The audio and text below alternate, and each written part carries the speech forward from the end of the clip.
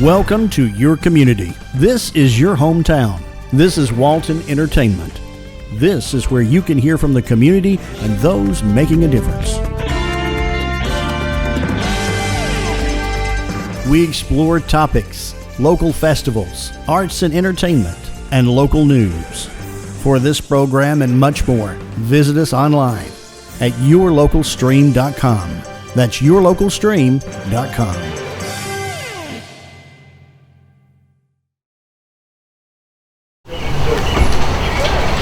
Today is May the 1st, and we're right here at First Baptist Church in Monroe, and they're having their annual yard sale, which is the first Saturday in May, and today is May the 1st, so they're having a big sale today. You can see outside they had so much treasures, so many treasures that they couldn't even get them in the church, and so they're outside here.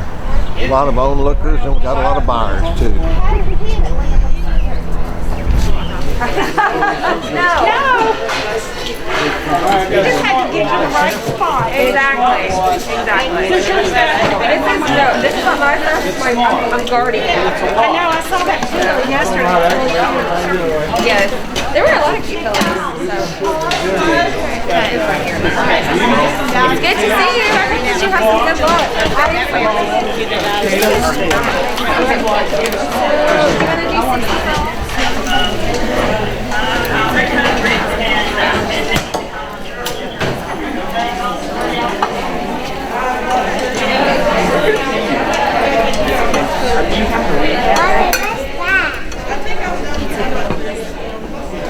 Hey, we're here at First Baptist Church in Monroe, and we always have our mission yard sale. Last year we didn't get to because of COVID, but we always have it the first Saturday in May, and every penny that we make goes to support our missions here at Monroe. This summer we're going to Wisconsin on a family mission trip and have several other things planned, so come out and shop and donate. We'd love to see you.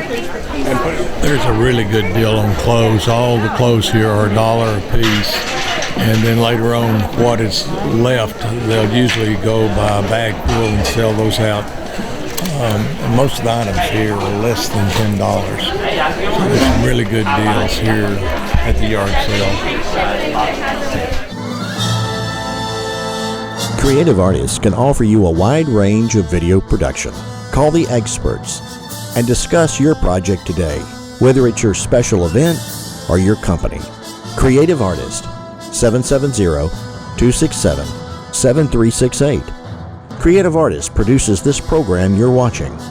Call Creative Artist today, 770-267-7368. Creative Artist, they'll put you in the spotlight. Hi, I'm Jody Johnson. I'm here with the Recreation Report, and we're happy to say that we're finalizing all of the plans here for the splash park. So I've got my sunglasses on. You'll need those too because it gets really bright out here. Hopefully the weather will warm up and we'll be ready to have all the kids running around the splash park. We do have, we'll be closed on Mondays and open Tuesdays through Sunday.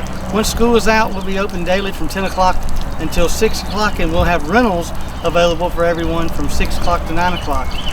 There is a cost to get in. It's at $3 per person, and there are seasonal passes as well. You can go onto our website at waltoncountyga.gov, and they'll have all of the times that we're open, times for and the cost that we'll have for the event, and any of the rental information that we might have.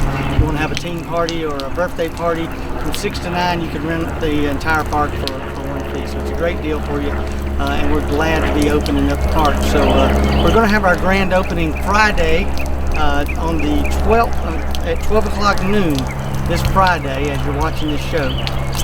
So looking forward to that. I believe that's going to be May 14th. I believe that's correct. On May 14th, 12 o'clock, we'll have our ribbon cutting, and then we're going to let folks come in and splash around. I know school is in, so we'll be looking for some kids that may have the day off or something to come out and splash. Then we'll open up that Saturday. It's still a little chilly, I realize that, but it'll give us time to work all the kinks out. So looking forward to that. Also, our baseball and softball seasons are going great. We're about 3/4 of the way. We'll end our season sometime in May. our soccer season, our track season, all that's culminating to the end. Something that we talked about last time was our volleyball registration. Our girls volleyball program, we had over 120 kids sign up the first year, which is phenomenal. We're really excited about our girls volleyball program. That's something that the high schools have really started implementing, and it's a growing sport.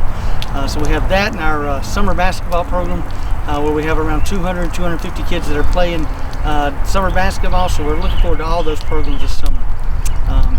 Again, all of our programs at the community centers are still going on. You can go on our website. It's the best place to get information. It's a good place as the season gets warmer. You're not going to walk outside. You may want to come inside to our indoor walking track, where it's always a good early 70s, low 70 degrees. So come there, work out, stay healthy, and don't forget to bring your child to the splash park, bring your grandchild to the splash park, and I'm going to get it started. All you have to do is touch this handle, and we are going to give it a go.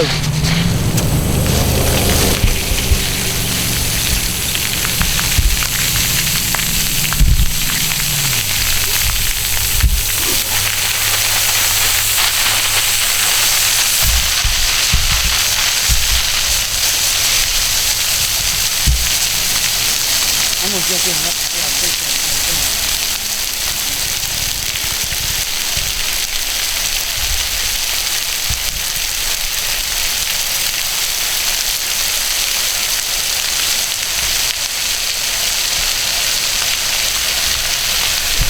Now this is a lot of fun to watch right here at the water park.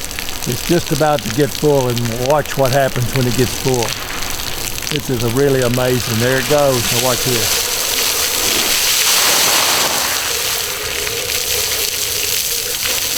That is so cool.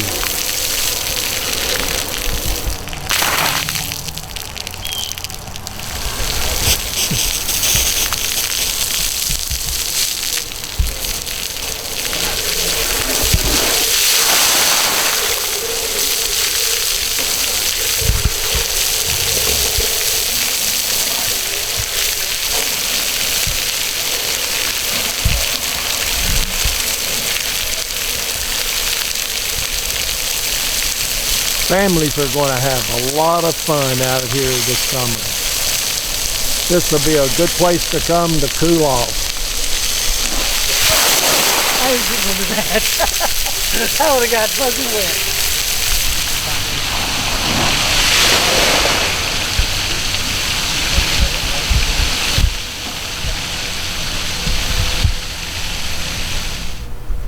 Hi, welcome to Monroe Walton Center for the Arts.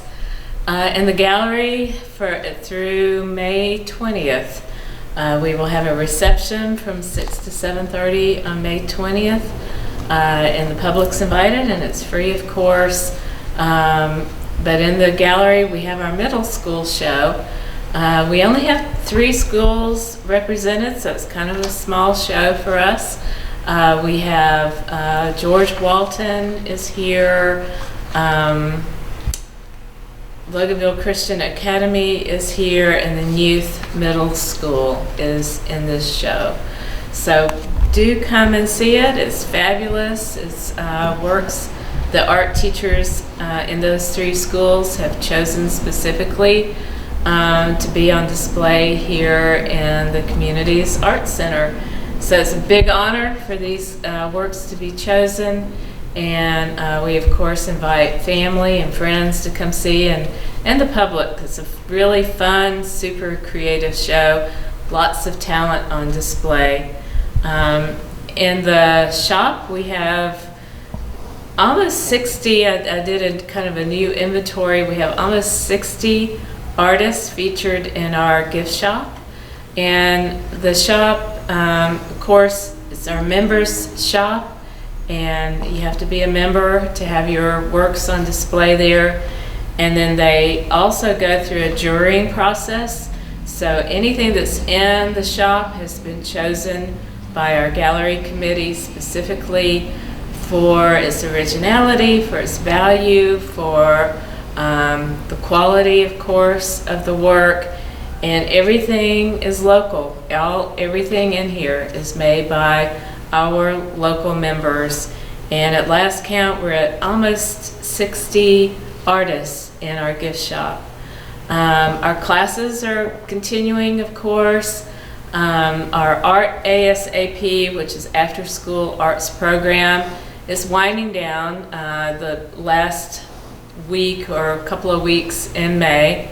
And then we'll go into our summer camp period for kids. And then ASAP will start back in September, the first Tuesday after Labor Day. So that kind of takes a break. But all of our other classes, pottery, knitting, drawing, any other special classes that we have will continue. We're not having a Saturday soiree in May because of the garden tour, and I hope that you have gotten your tickets. If not, we still have, we're about half sold out, and I do believe we're probably going to sell out of these tickets. So they're $30 now in May. We've had our early bird drawings, and everybody's been called about the prizes that they won. But the tickets are $30, and you can pick them up here in person at the Arts Center. The tour is May 15th, so it's just right around the corner. And like I said, we only have a limited number of tickets available, so once we sell out, they're gone. And we're not letting too many people, because we don't want the gardens to be overwhelmed, and for it to be, we just want it to be a pleasant time for everybody. So pray for good weather. It is a rain or shine event. We will only cancel it if it's just torrential, horrible, horrible, horrible weather. But pray that we will have a good fun day that day. That's May 15th. The other things coming up here, we do have Sip and Paint coming up in May. It's a cute bee painting, and it says "Let It Be," super cute. Lots of things still going on too. We have the Monroe Blooms coming up in June, and that will be a really fun day for the whole city. Of course, things going on all over the city. Here we'll have some special pop-up shops. That means that artists will be coming in. We'll have kind of a mini craft and art fair, not anything huge, but we'll have tents outside with some of our artists featured there. Inside here we'll have our super, super popular sunflower garden steak pottery class.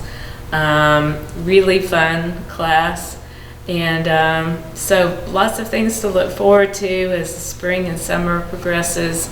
Our summer camps will be starting up. We have 5 weeks of summer camp, 3 weeks in June, and then 2 weeks in July. Perhaps a third week being added in July as a creative writing camp, which will be new for us. But we have 4 weeks of mixed media camp where they'll be doing different projects through the week, and then 1 week of pottery camp planned right now. So come in to the center. You can pick up this class list. It's just a quick outline of everything that we offer. You go online to MonroeWaltonArts.org to get details, prices, pictures, fees, how to register. Everything is online. And there's a handy calendar online too. And of course on Facebook, you'll find us at Monroe Walton Arts on Facebook.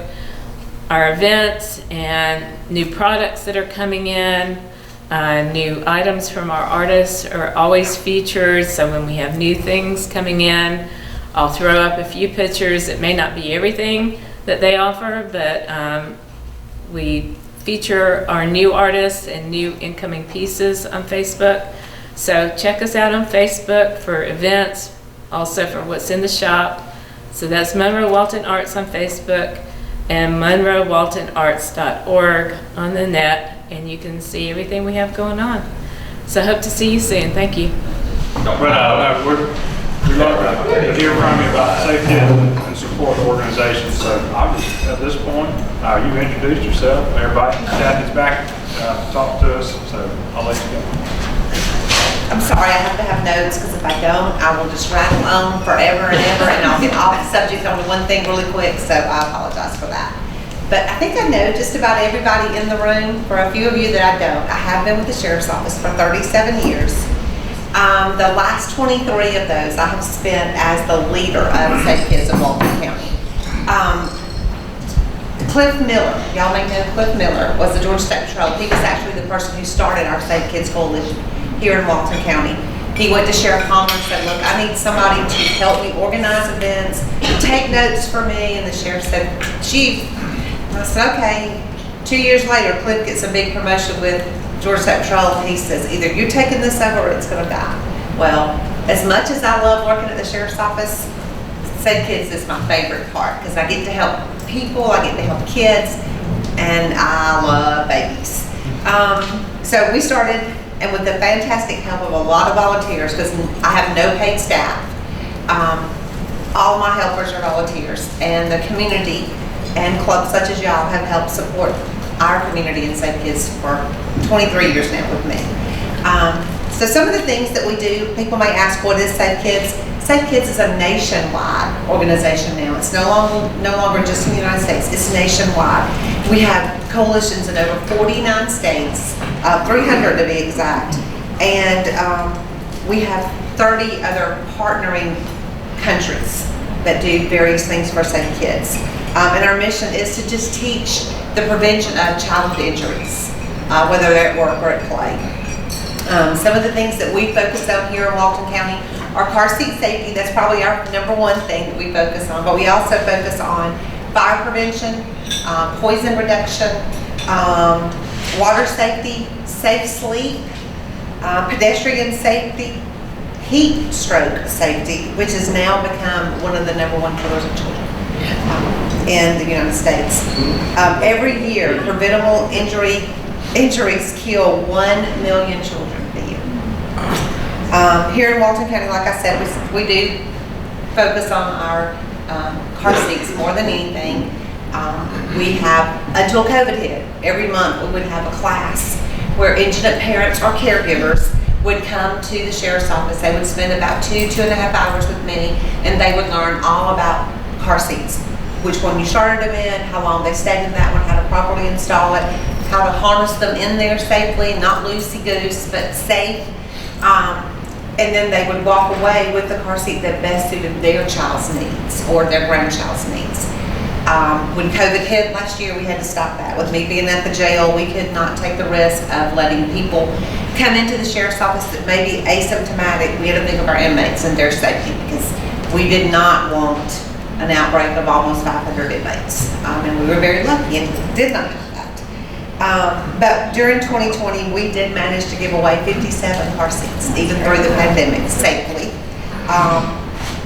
In 2019, a total of 2,724 children and 26,634 adults were killed on U.S. roadways in vehicle accidents.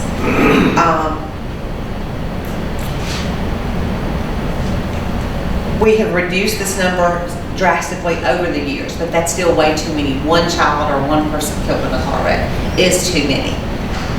So we do focus on our car seat safety. We usually hold events throughout the county where you can just come in, drive up, we'll check your car seat for you, tell you what's wrong with it, tell you if it's been on a recall list. A lot of people don't realize that car seats do expire, and they do have recalls to them, and you have to fix those or they become not work.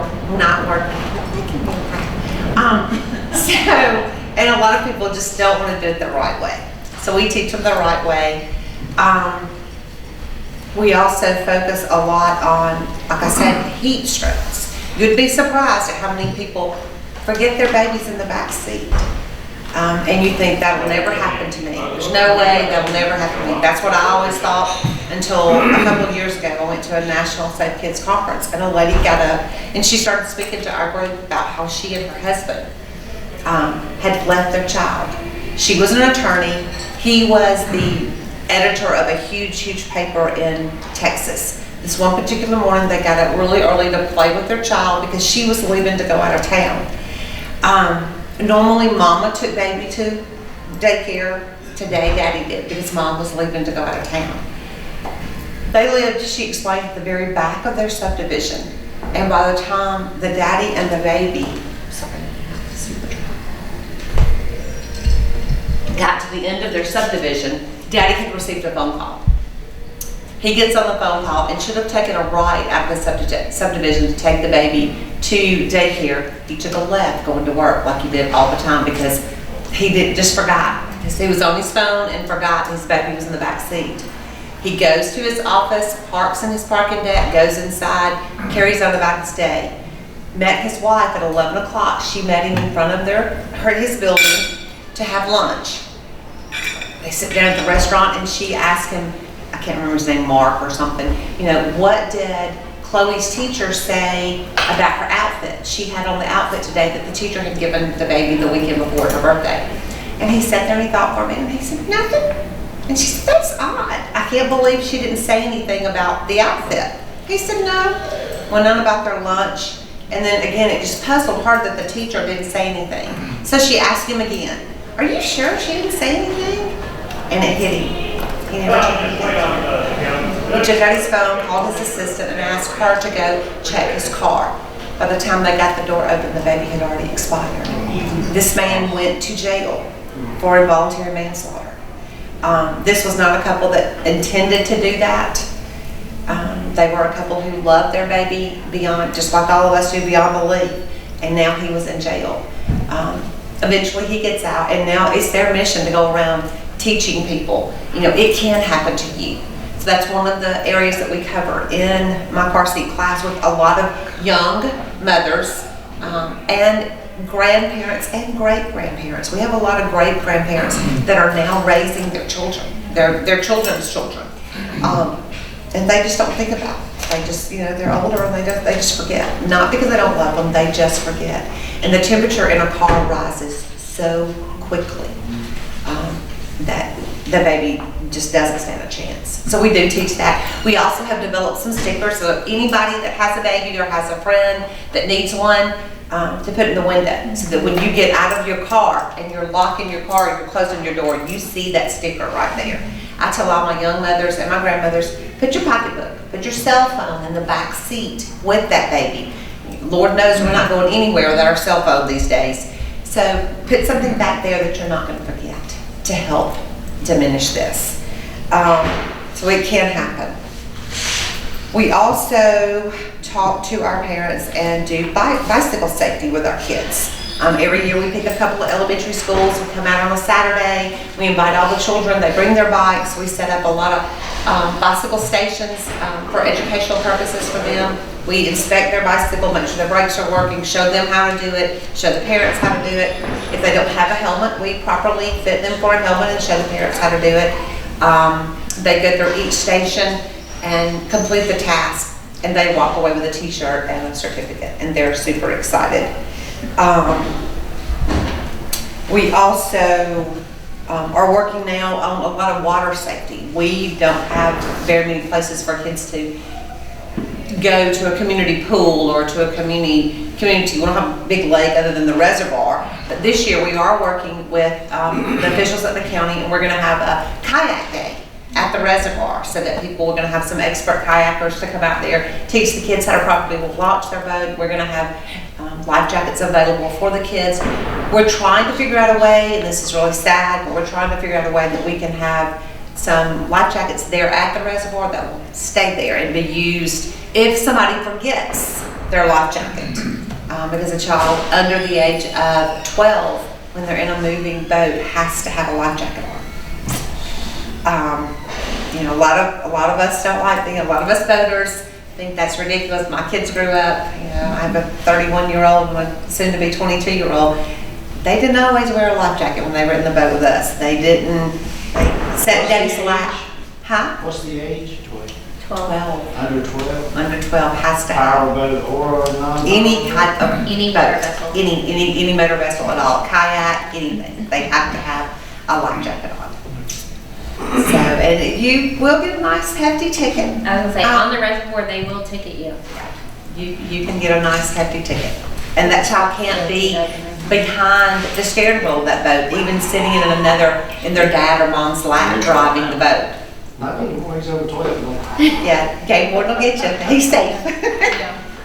He's out of his car seat and he's out of his life jackets. We're also finding that accidental poisoning of children is a big, huge problem here in Walton County. We're going green. We're doing this for the protection of our future generations. But you have to look at some of the things that it's coming down to. Pine Sol and different concentrated cleaners are usually in a light green or a light colored plastic bottle so that you can measure it up, add some water.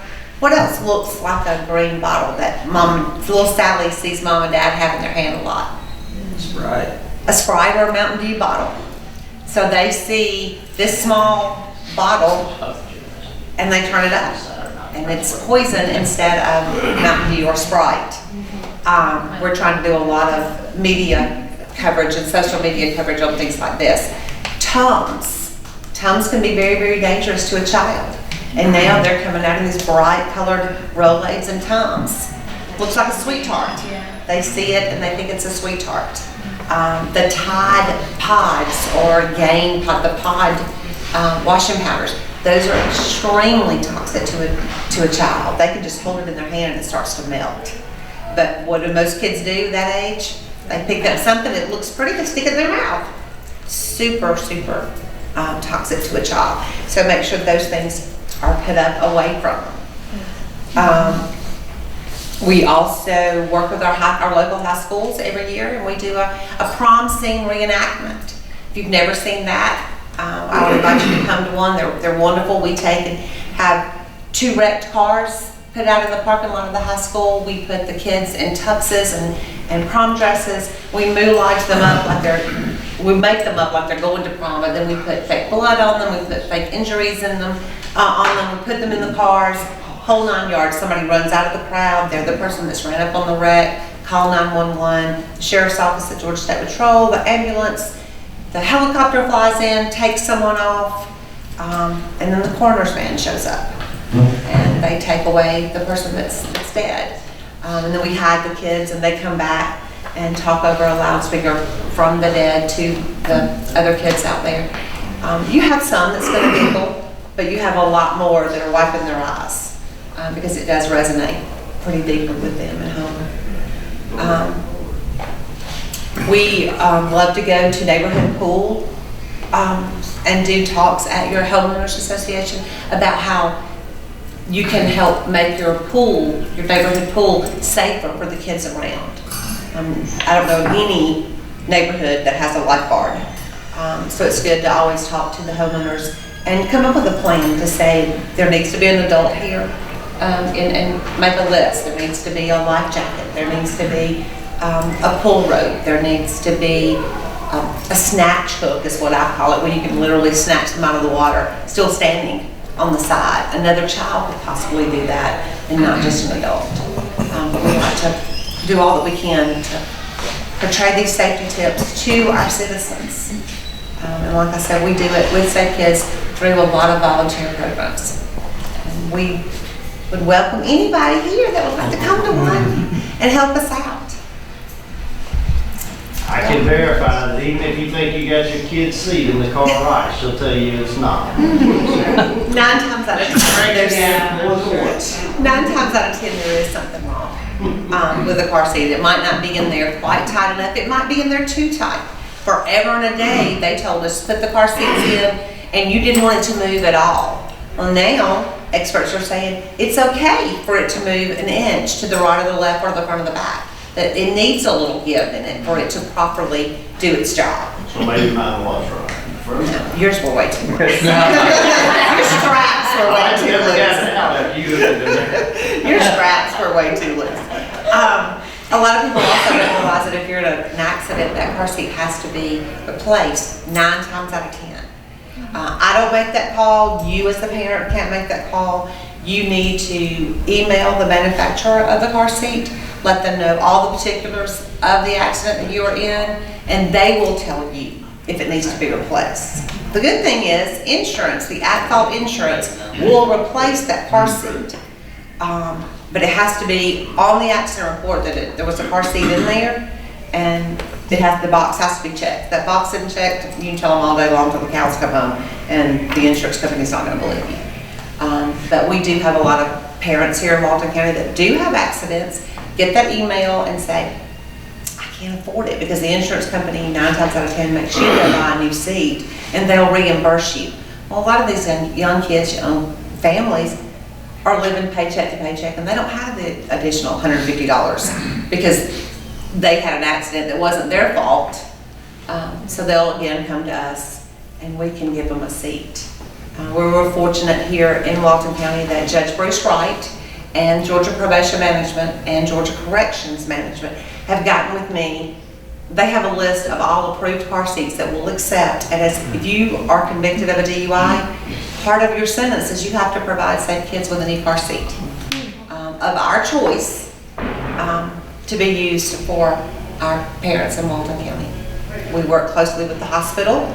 If a parent or mom comes in and doesn't have a car seat, they give us a call. We go to the hospital, give them a lesson in the hospital room, and give them a car seat that they need. A lot of grandparents, as I said, are raising, grandbabies and great-grandbabies, and we provide them. We don't want a grandparent on fixed income to have to go out and buy one of those expensive seats. So we make sure that we provide them with one as well. Do y'all have any questions? If they're like with our kids, I know that their school doesn't do anything like that for prom. Would we be able to come to one of the other high schools, or do they have to attend there? No, if the school could work it out with the other high school, I'm sure they would not be closed-minded to that. Which school do they attend? BCA. They're young now, but I'm going to make sure they see that. If there's not a set of kids in back in your county, it may even be something that we could go do. Okay. Sheriff Chapman's really good. Morgan County doesn't have a set of kids, and a lot of times one of their deputies will call and say, hey, we've got this, can you bring me a seat? And I just go down there and take it to them and help them out. If the surrounding county doesn't have it, we'll come. So it could be that we could even go do it there.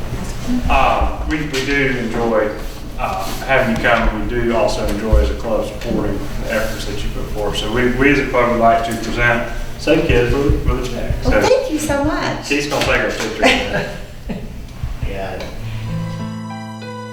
The mission of Project Renewal is to provide the support and services necessary for families and individuals in the Georgia counties of Rockdale, Newton, and Walton to live in a violence-free home. So back in 2012, I met my partner, and we were together for a few months, and then we became pregnant. Not long after we met each other, he wanted me to move in with him and became pretty possessive already in the first few months of being together. Not long after I became pregnant, he wanted to move us out of state, and he did. We moved out of state, had me quit my job, and while we were up there, I didn't have much contact with my family, but I was able to come back down to Georgia to be able to birth my son.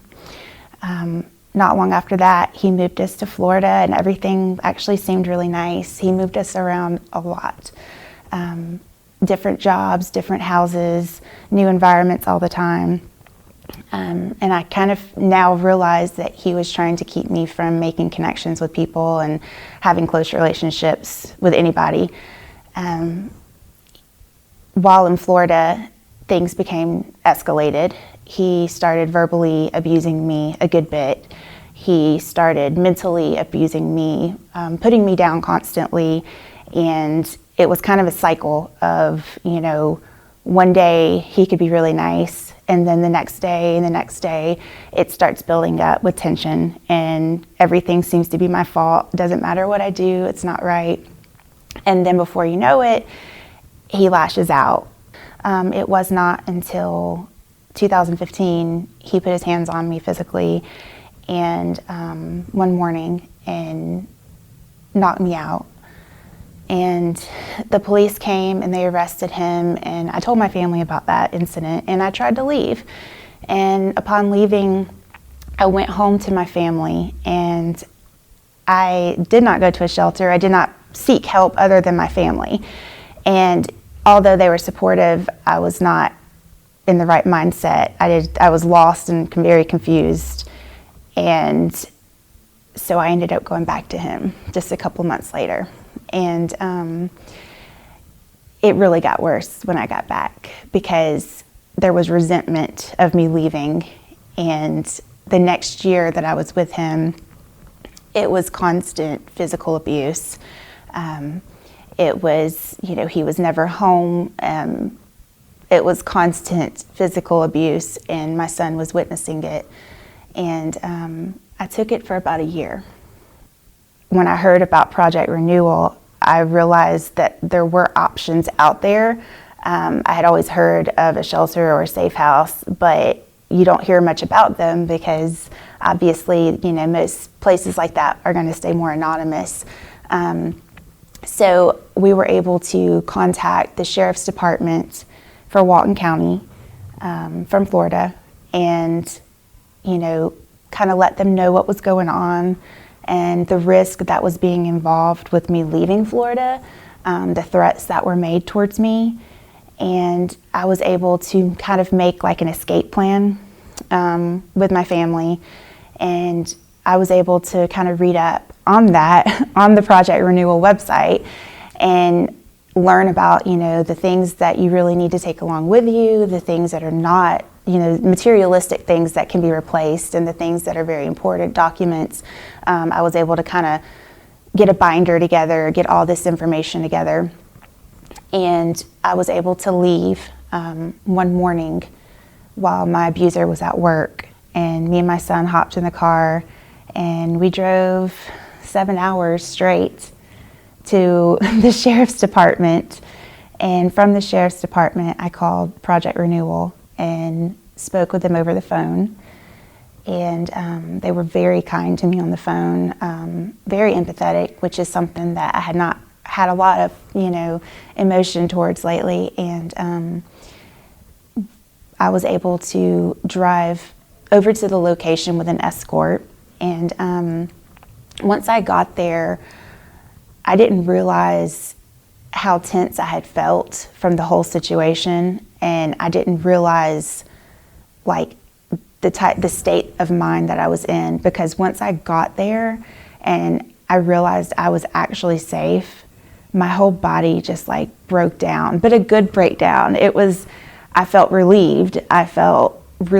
And I felt like I could breathe for once. I had felt like I was drowning for so long, and it took me a long time to realize the danger I was in because I didn't want to admit that I was the victim in it.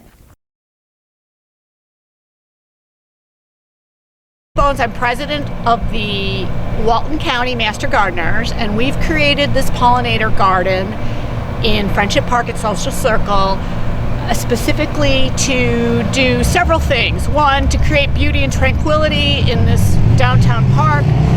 Two, as a protection and sanctuary for local pollinators.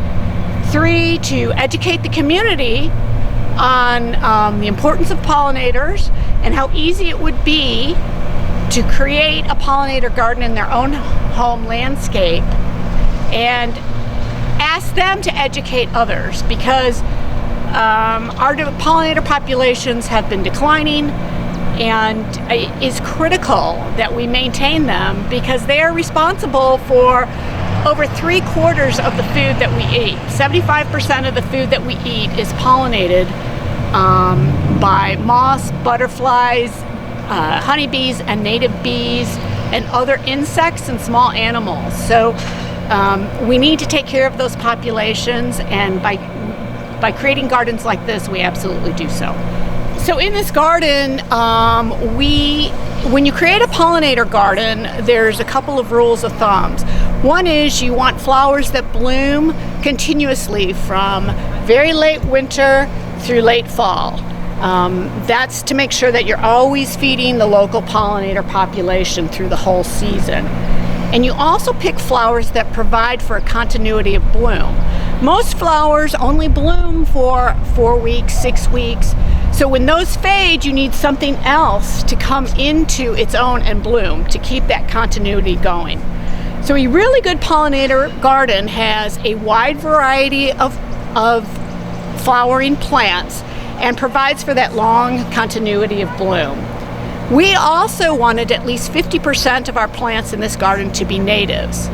A native is any plant that's indigenous to the area, meaning it was here before European settlers came.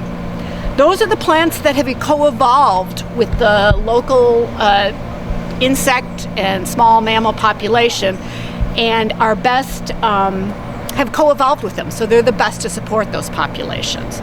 So some of the plants that we have in our garden includes, this is called guara. And guara has a very long bloom period. It's also called commonly whirling butterflies. And it is, you know, one, it's gorgeous, and two, it attracts many, many, many pollinators. This plant is called beard tongue. And this variety is called Husker's Red. And Husker's Red is, as you can see, a gorgeous plant, but also very attractive to pollinator populations. It is also a native. This is called Verbena Homestead Purple. And the beauty about Verbena Homestead Purple is it blooms almost non-stop from very early, what I would call very late winter through the fall. So it, in and of itself, provides continuity of blooms. It's a native. It's semi-evergreen in the winter, so it even provides interest in the winter. And it's just a phenomenal pollinator plant. And in the fall, it puts up these beautiful pink plumes of seed heads, which are phenomenal. And they persist through the winter. This is a native plant. The reason it's here is because in any great pollinator garden, you need to provide nectar plants and pollen plants, but in addition, you need to provide what we call host and shelter plants. And muley grass in this garden is serving as a shelter plant. It'll provide winter interest in the garden, but it also provides shelter for pollinators to help protect. I did mention host plants, and we do have a couple of host plants that we've planted here. If you look right here, there's a little bit of parsley, and you'll see some fennel and dill in the garden too. Those are here because they behave as host plants. And a host plant is a plant that a butterfly needs to lay its eggs, and the eggs will hatch and the caterpillars will mature on that host plant. A butterfly cannot complete its life cycle without a host plant. So the parsley and the fennel are host plants for our swallowtails. And of course, swallowtails is the state butterfly for Georgia. So we certainly want to take care of that. Monroe Country Day School's mission is to inspire every student to have a passion for academic and personal excellence through creative learning, independent thinking, and selfless service to others. Students are exposed to the local community and provided opportunities for independent thinking. What will you do with all the dirt?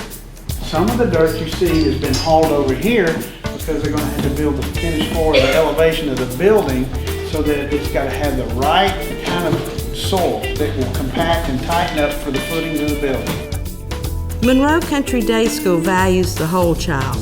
Therefore, we believe in a holistic and integrated approach that involves the development of the student academically, personally, and socially.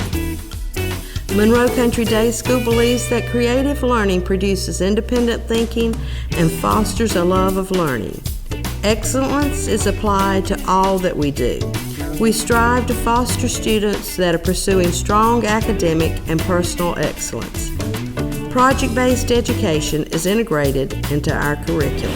When we go back in the classroom, we need the combined weight of you guys because we've got to figure our bridge, our mass bridge weight ratio, okay? You got to figure out how much weight it was that finally broke your bridge, okay? And then on Monday, we're going to redesign. We figured out where some of our flaws are. We're going to spend another week redesigning, all right? Monroe Country Day School offers personalized education that begins with the personal knowledge of each student academically and each student's personal story. We believe that taking personal responsibilities for one's academic and personal choices produces strong, independent, capable, and confident citizens. Students are taught responsibility for self, peers, and community. Through service to one's peers and community, an equipped leader finds personal growth and fulfillment. We facilitate this leadership through providing experiences of service.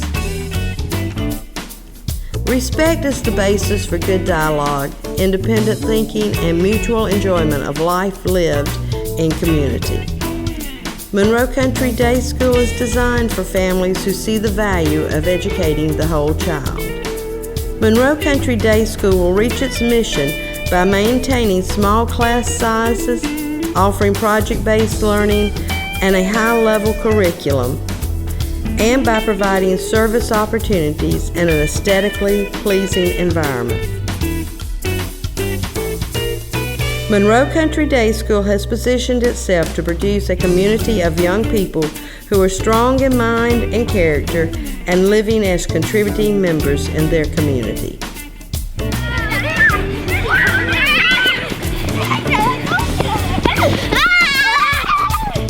For more information, please contact Mandy Wellington, Admissions Director, at 770-267-8955.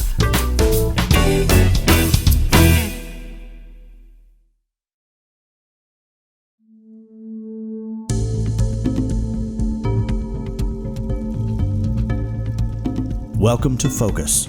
This segment is an opportunity for us to focus on what matters with people, places, and things. I'm your photographer, Darrell Everidge.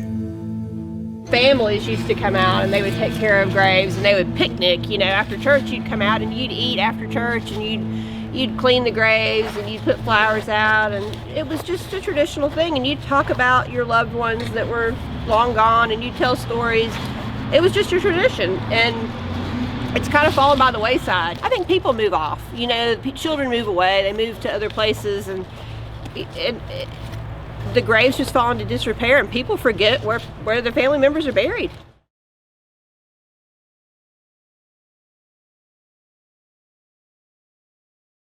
I decided I was going to show my friend Bill Owens a grist mill that I was interested in, and we drove out to see the grist mill, and on the way back, he said, "I think you would like to see this cemetery." And so he showed me a cemetery that was right across the street from where I lived, and I could not believe I had lived there for that long and I had never seen it. I was shocked and appalled.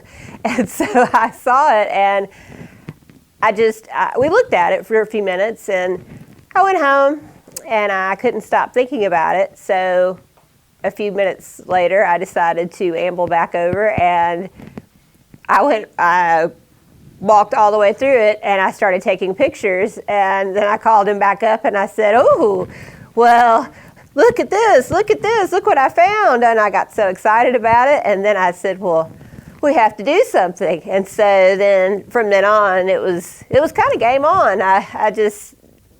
So then I guess it was every other weekend, we were in there cleaning and pulling briars and just working away.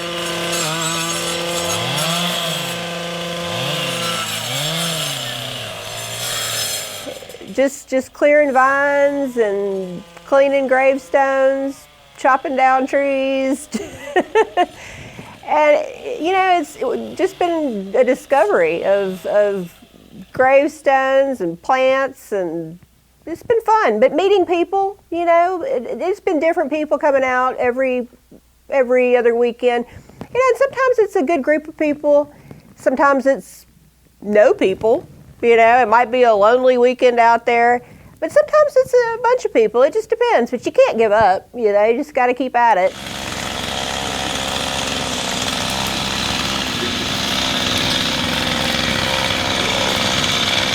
I would like to see the cemetery in the name of the city of Monroe, and that's something I really would like to work toward. You know, and I don't want it to be an added expense for the city. I don't think it would be. I just think that it needs to have a, you know, it needs to have a place, you know, so that this never happens again. You know, a caretaker, if you will. So if a tree does fall, you know, that something will be done about it, or if you know, the vines start to grow crazy. And I'd like to keep our stewardship group going, you know, where we come out. Right now we're coming out twice a month. I think once everything is as it should be, we can cut back to maybe one time a month just to cut vines, you know, spray a little Roundup if needed, those types of things. But I would like to see it, you know, in the name of a certified entity like the city of Monroe. And I think that it was good that they were placed here to identify it as a cemetery. I think that that was a blessing. You know, and as we move forward, I really want to repair all the broken markers, find where all the graves, you know, the probability of all the graves are, and, you know, place some type of, you know, small marker on all the graves, something that's not going to rot. I've known about the cemetery for years. I did not know the history of it. I knew it was an African American cemetery, and I knew that it was abandoned, so to speak. And I told her about it, and she had looked at it, and I think about a week or so later, we went back over there and we tromped through all the weeds and through everything, and slowly started gathering history on it and figuring out what it was and who was there and what it was all about. And I'd heard so many myths and half-truths, and you know, you just get this you know, local folklore type thing going on within the community, and it was like, well, let's dig into this, and so it was absolutely fascinating. You know, from there, you know, we ended up going to the county courthouse and going through the archive records and seeing how this all came about, and there was a lot of things that people thought or believed that just weren't true, and it's just a wonderful story of how this church came about and how it was founded and how the cemetery came about, and how they moved, and then it was just kind of forgotten for a while. And so it was really nice to uncover this piece of Monroe history that we could just share with everybody. And I've absolutely enjoyed the entire journey.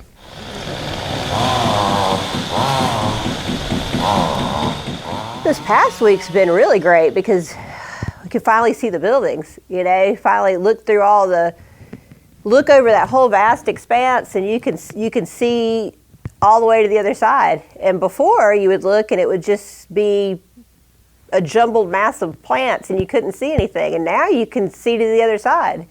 You know, you can see the light. I feel like preservation is of value because it unites all people. This preserves cultural heritage, and I think that that's important.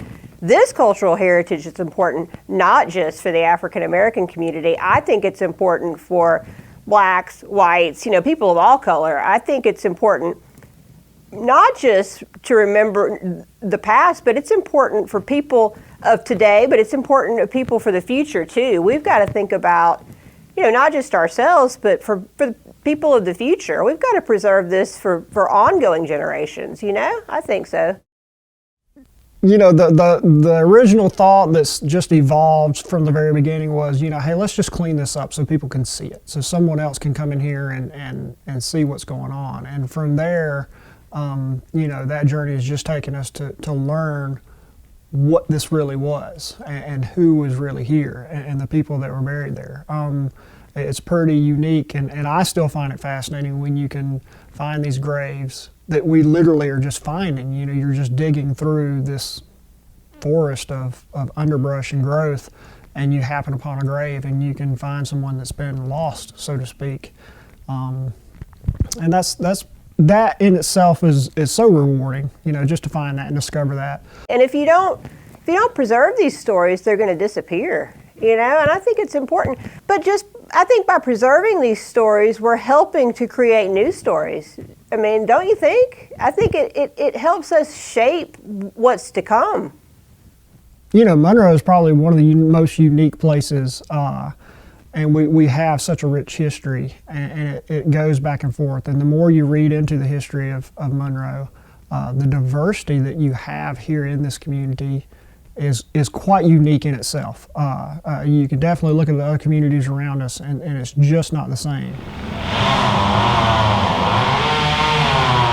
We can do a lot of things with this cemetery. We can preserve this space, but I think we can preserve many more things in this community. And I think not just with this community, I think other communities, you know, can look at this and they can do bigger things in their communities. I think, you know, doing one thing can ripple across other communities. I believe that.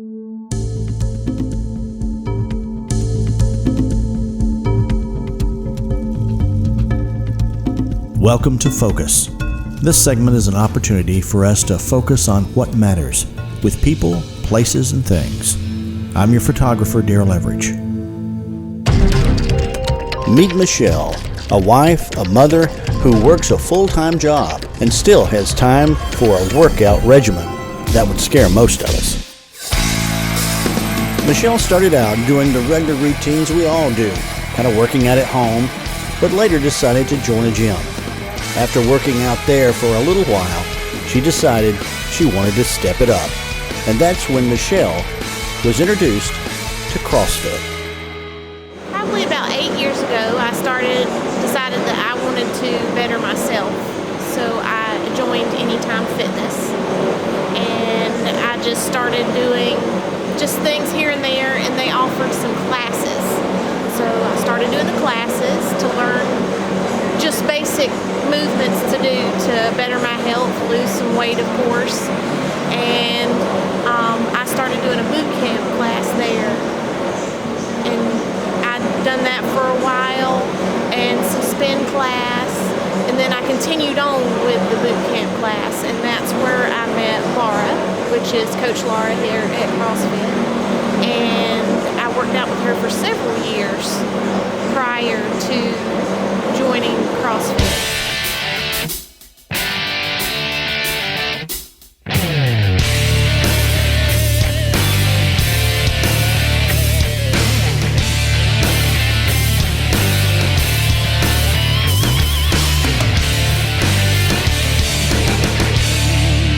This gym opened in 2012. So it's been here for a while. And then we bought it a year ago in August. We took over the ownership, Heather and I. CrossFit's just like a step up from your usual global gym, I guess you could say. It's a better atmosphere. Everybody pushes everybody, encourages everybody. You get your weightlifting and you get your cardio in a mixture of the hour. It's more of a challenge because after a little while doing the same things over and over again, it's not really as big of a challenge for your body. And I like the little bit of competition that CrossFit offers. Every day is a different workout. It's never really the same.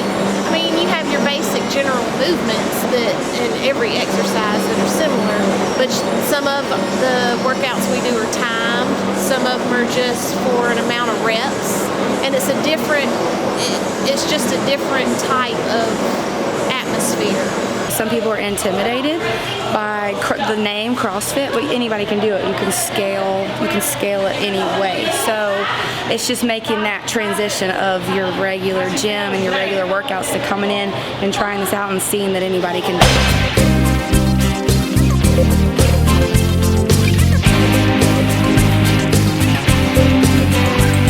And it's for anybody. It's not for just someone that's been working out for a long time. Anybody can do it. There's a modification for every movement.